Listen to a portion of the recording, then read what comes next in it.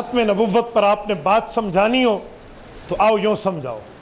قرآن کریم سورت نمبر 33 سورت احزاب آیت نمبر 40، ما کان محمد ابا احد من رجالکم، رسول اللہ مردوں میں کسی کے باپ نہیں ہیں، والد نہیں ہیں۔ کیوں؟ حضور پاک کے بچے بچپن میں فوت ہو گئے، ٹھیک، ولیکن رسول اللہ، لیکن اللہ کے رسول ہیں، وخاتم النبیین، اور آخری نبی ہیں۔ یہ تین باتوں کا آپس میں ربط کیا ہے؟ چلو یہ مولویوں کا لفظ ہے، آپس میں ان تین باتوں کا relation, reference to the context, سیاق اور سباق سے تعلق کیا ہے؟ مردوں میں کسی کے باپ نہیں لیکن رسول ہیں، ان کا آپس میں جوڑ کیا ہے؟ یہ اللہ نے کیوں اتارا؟ سنیں، آیت کو سمجھنا ہو تو بیک گراؤنڈ سمجھو، جسے کہتے ہیں شان ورود، شان نزول سمجھو۔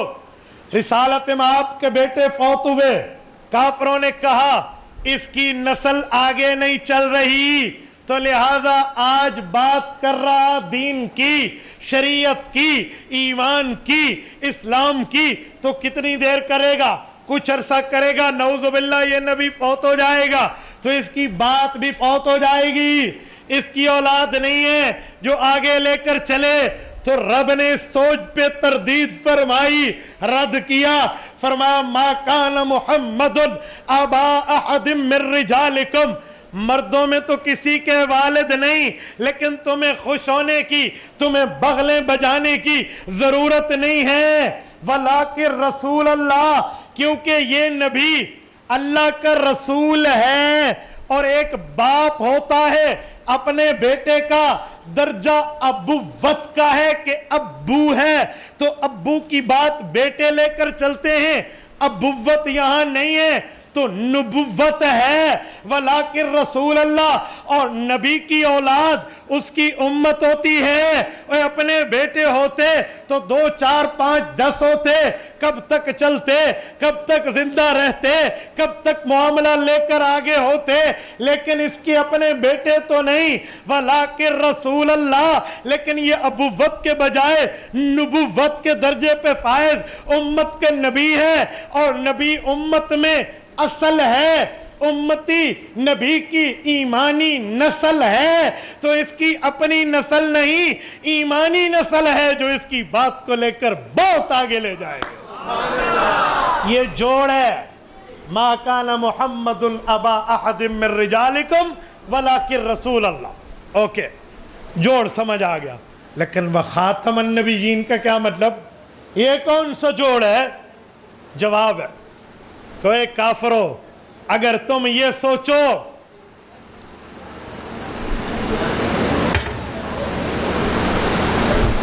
کہ نبی تو پہلے بھی تھے، ان کا ایک زمانہ تھا، اس زمانے کے بعد نیا نبی آیا، پچھلے نبی کا زمانہ ختم،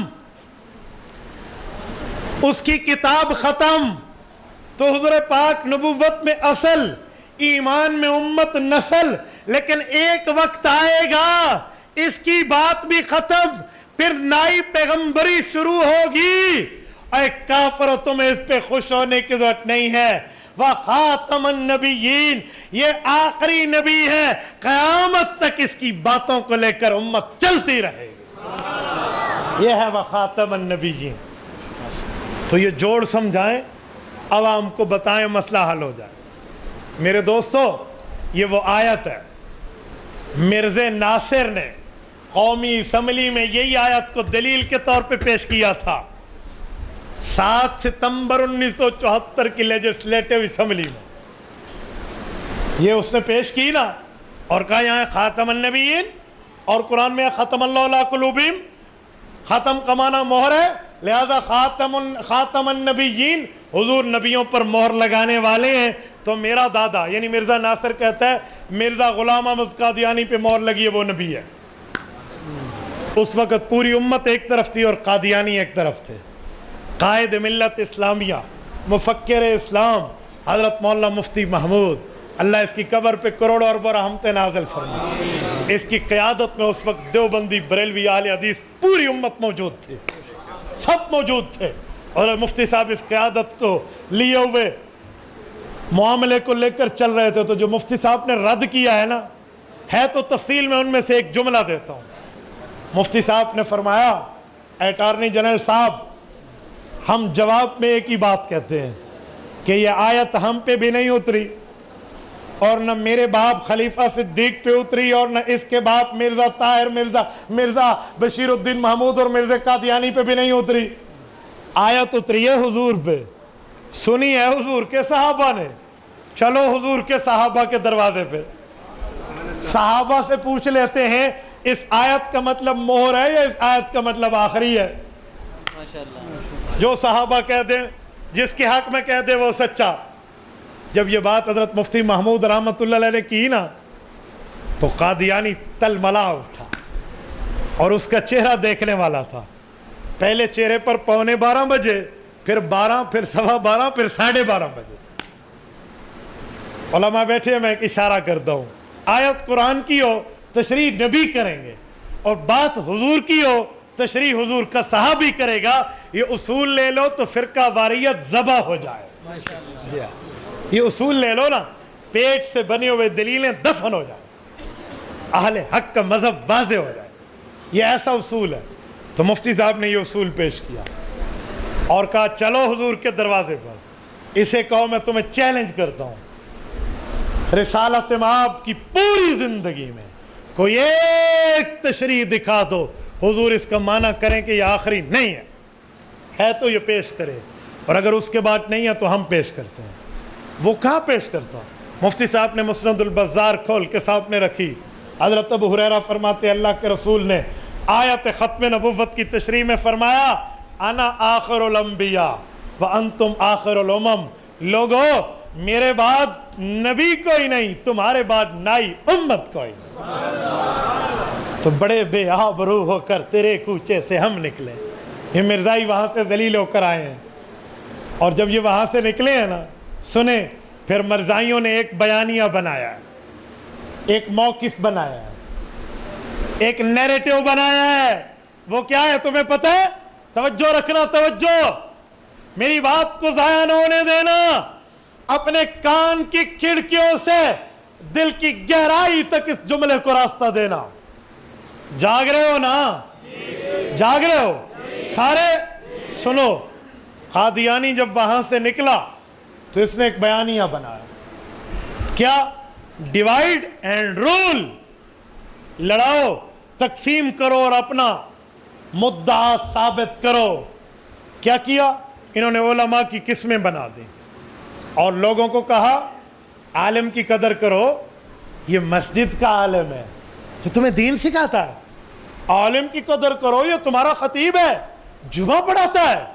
عالم کی قدر کرو، یہ تمہارا استاذ الحدیث مدرس ہے، تمہیں قرآن اور حدیث پڑھاتا ہے۔ عالم کی قدر کرو، یہ تو تمہاری خانقاہ سنبھال کے اللہ اللہ کراتا ہے۔ اوے عالم کی قدر کرو، یہ عالم تو تمہاری تبلیغی جماعت میں بیٹھ کر اللہ اللہ کی بات کر رہا ہے۔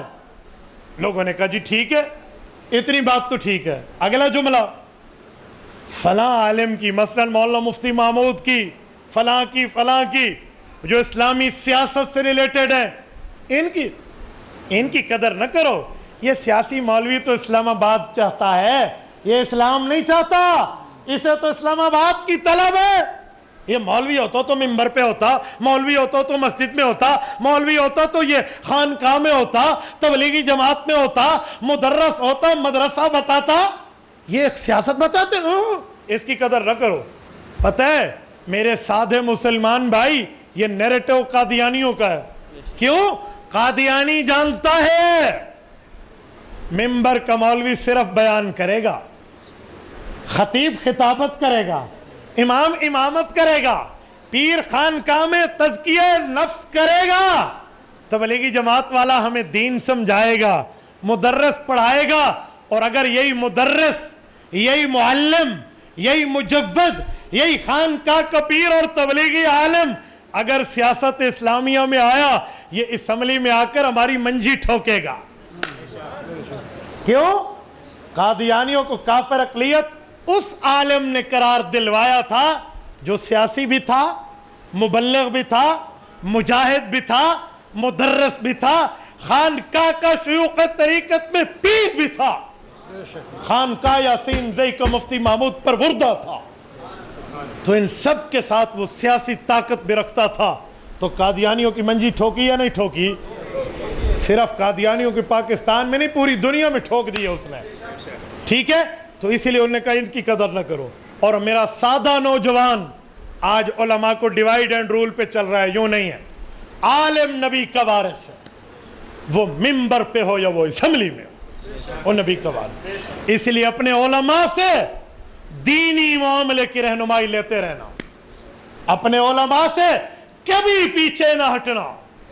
عالم کے لیے لوگ کہتے ہیں فلاں بد عمل ہے، سنو، عالم بد عمل بھی ہو، درخت پھلدار نہ ہو نا، سوکھا ہو، سائے کا کام پھر بھی دیتا ہے۔ اللہ نہ کرے جب علماء سر سے ہٹ گئے نا تو پھر پتہ چلے گا کہ ہمارے ساتھ کیا ہوتا ہے۔ میرے دوستو، اب عطا اللہ شاہ بخاری رحمہ اللہ نے قبر سے اٹھ کے نہیں آنا، اب غلام غوث ہزاروی نے قبر سے اٹھ کے نہیں آنا، اب مفتی محمود نے نہیں آنا، اب اپنی قیادت پر اعتماد کرنا سیکھو۔ تو میں اسی لیے کہنا چاہ رہا ہوں، علماء نبی کے وارث ہیں اور وہ دین سمجھاتے ہیں۔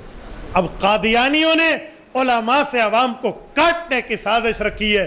جی نہیں، تم جس سیاسی جماعت میں رہو لیکن علماء سے محبت کا تعلق یقیناً رکھنا، علماء کے ساتھ۔ اور ایک جملہ مزید بھی کہوں، سنو، عالم ہے تو وہ عالم تمہاری دینی بھی اور دنیاوی بھی رہنمائی کرے گا۔ عالم نہ ہو، ہم اس کا تعاون کریں اسلام کے نام پہ جس کو دین کے ٹکے کا بھی نہیں پتا، اور اس سے توقع رکھیں وہ اسلام نافذ کرے گا۔ جو اسلام کو جانتا نہیں ہے وہ اسلام نافذ کرے گا؟ تو میرے دوستو، قادیانیوں کی منجی ایک سیاسی عالم نے ٹھوکی تھی، اس لیے انہوں نے نیریٹو بنایا، اس عالم کو مانو، اس کو نہ مانو۔ نہیں، ہم نبی کے وارث کو ہر جگہ مانیں گے، مانو گے؟